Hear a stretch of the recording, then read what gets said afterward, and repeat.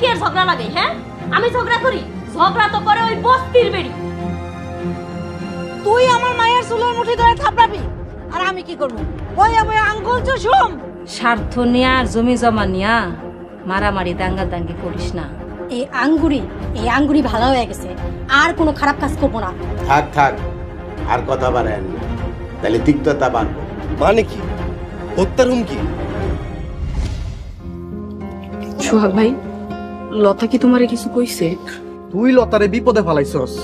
লতা আমারে কইছে তুই নাকি পায়ে ব্যথা পাস নাই। তার মানে তুই আমার লগে নাটক করছস? একটা নির্দোষ মায়া রে বাপের কাছে অপমান করাইলি। সোহাগ ভাই, ব্যাপারটা আসলে তা না। লতার বাপেরে দেখা আমার পায়ে ব্যথা থাকলেও আমি কইছি আমার পায়ে ব্যথা নাই।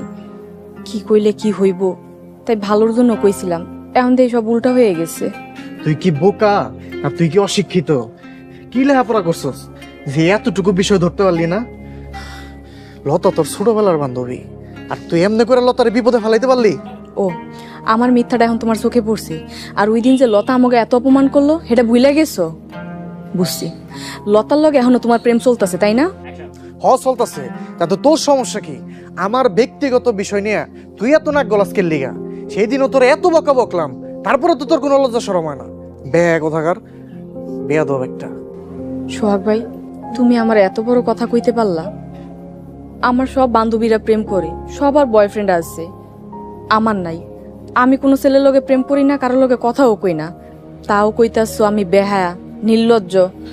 আজ পর্যন্ত কোনো ছেলের হাত ধরলাম না, কোনো ছেলের লগে ডেটিং করলাম না। রে, তোরে যে আমার কি করতে মন চাইতাছে, যা চোখের সামনে থেকে দূরে যা, যা, just get out from here.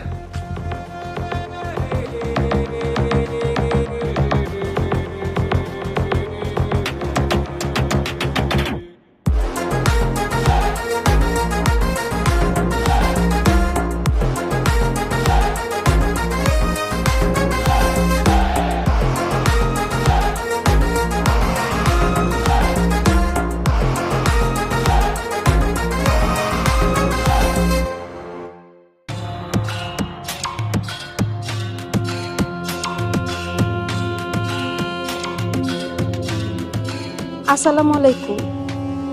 আরিফার বাপ আপনার নাম্বারে 40,000 টাকা পাঠাইছে। এটা কিন্তু উল্টাপাল্টা করে ভাঙ্গেন না, এটা সুন্দর মতো ব্যাংকে রাইখা দিয়েন।